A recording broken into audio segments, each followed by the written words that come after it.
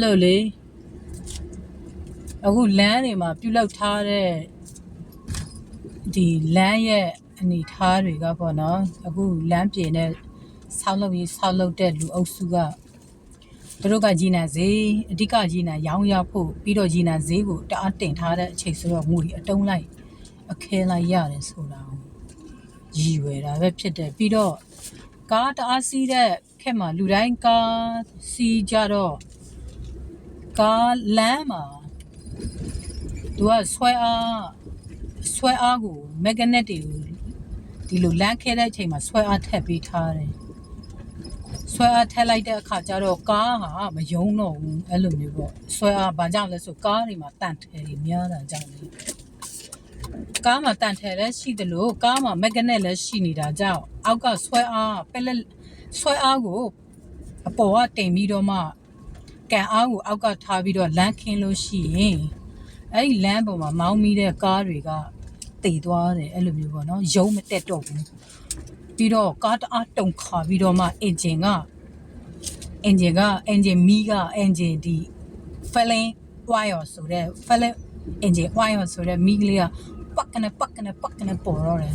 ပြီးတော့များတန်ကလည်းအောက်ကိုစောက်ထုတ်ကြပြီးတော့မှတဲလိုက်အဲ့လိုသူရုံးတာပေါ့နော်အဲ့ဒီများတန်လေးကအဲ့ဒီ engine oil ဆိုတဲ့များတန်လေးကအဲ့ဒီ engine filling engine oil ဘေးက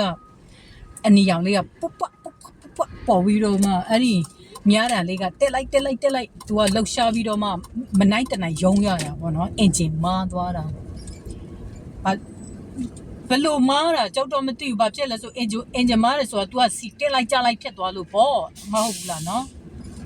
စီတက်လိုက်ကြလိုက်ဖြစ်သွားတဲ့အခါကျတော့ engine များတန်လေးကလည်းတက်လိုက်ကြလိုက်ပြီးရင်စောက်ထုတ်ကြပြီးတော့တအောက်လေးတည်သွားတယ်ခဏလေးပေါ့နော်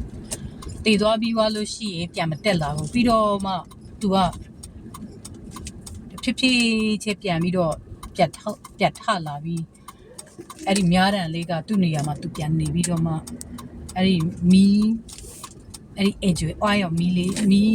ပြတဲ့အဲ့ဒီ signal လေးကပျောက်သွားတယ်အဲ့လိုပြီးရင်အဲ့ဒီမှာ engine service engine soon ဆိုတဲ့ဟာကတခါလေးပေါ်ထွက်လာတယ်။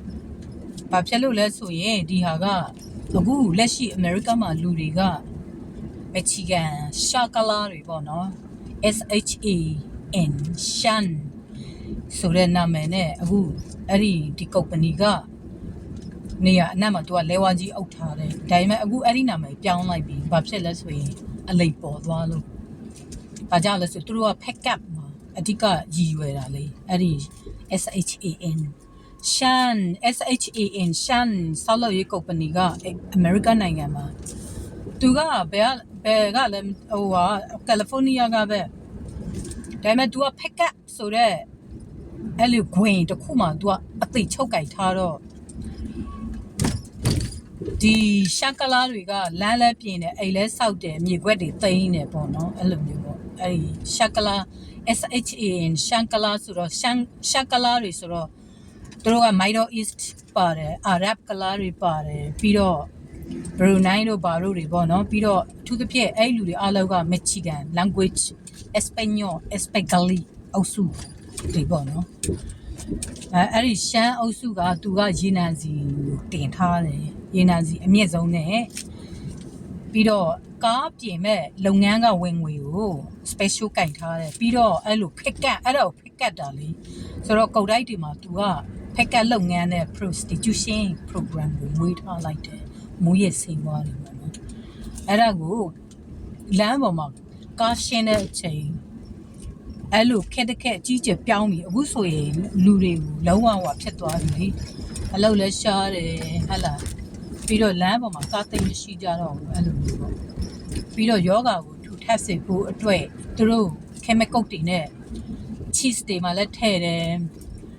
အဲ့လို cheese တွေမှာလောက်ကြအောင်ဖောက်ပြီးတော့ကျွေးတယ်ပြီးတော့အစားအသောက်တွေမှာ chemical တွေထည့်တယ်ပင်းတွေပေါ့ထည့်တယ် chemical တွေထည့်တယ် poison တွေထည့်တယ် bacteria ပိုးတွေထည့်ပြီးတော့မှသူတွေစားသုံးစေတဲ့အဲ့ဒီ pick up ကအရောက်စီတိုင်းမှာကုန်တိုက်တိုင်းမှာရေတိုင်းမှာအဲ့ဒါတွေချလိုက်တယ်အဲ့ဒီဟာတွေကလမ်းပေါ်မှာလဲ battery ပါလဲ magnet တွေကိုထည့်တယ် magnet တာလိုက်တွေပေါ့နော် ဆိုတော့ तू ကတန်လိုက်ကအခုကဘာလဲဆိုရင်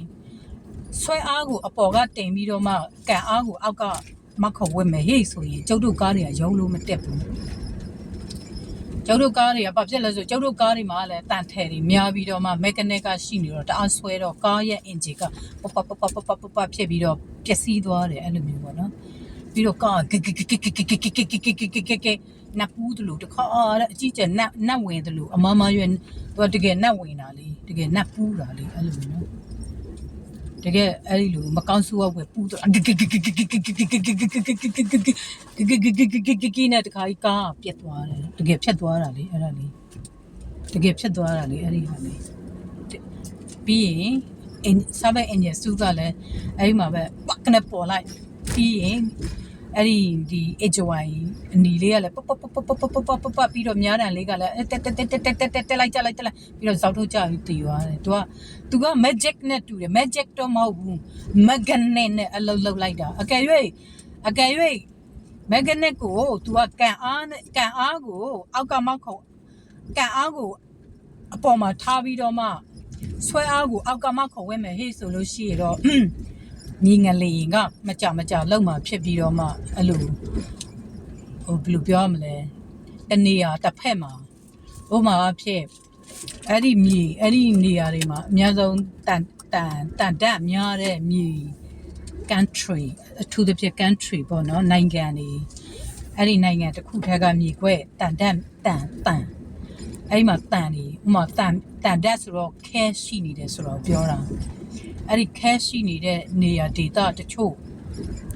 cash ရဲ့တန်ရှိနေတာပေါ့မဟုတ်ဘူးလားနော်ဆိုတော့အဲ့ဒီနေရာကမြေစက်ခိုးတွေဖြစ်သွားမယ်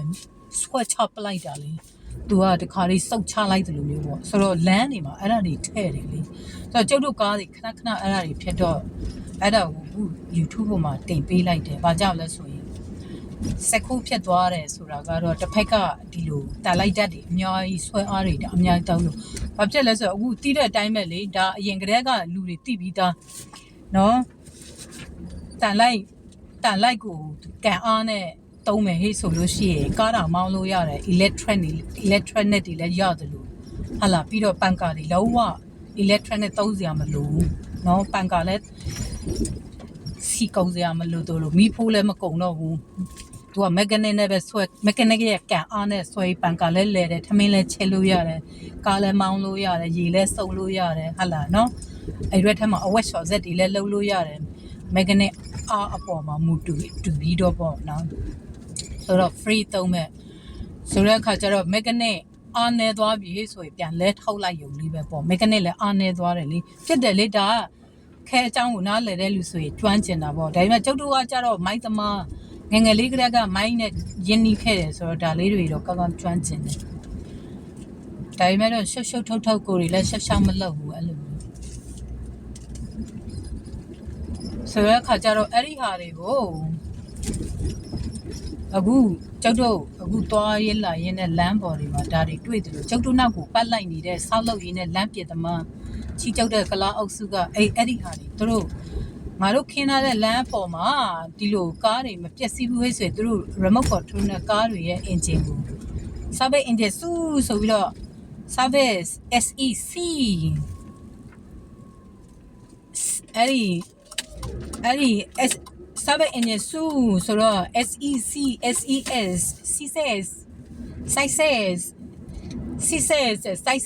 အဲ့လိုမျိုးပေါ့နော် sex အဲ့ဒါကို तू ကအလုပ်လုပ်တယ် sex ဆိုတော့ black sex တွေပေါ့ဆိုတော့အဲ့ဒါတွေအခု American မှာအဲ့ဒါတိတ်ဆိတ်နေတဲ့အချိန်မှာအဲ့ဒါတွေအထူးသဖြင့်တိတ်ဆိတ်သွား तू ကလှုပ်ရှားနေတယ်အုံကြွနေတယ်လမ်းပေါ်မှာအဲ့ဒါတွေတူးလိုက်နဲ့အဲ့ဒါတွေလှုပ်ရှားနေကြတယ် तू က sex အဲ့လိုမျိုးပေါ့နော်ဆိုတော့ SEC Service engine ဆိုတဲ့စာလုံးရဲ့လေတံ pronunciation မှာ success ဆိုတော့ success occupy တယ်တိမ့်ပိုက်တယ်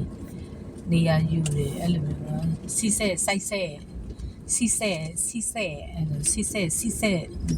success အဲ့ဒါလေး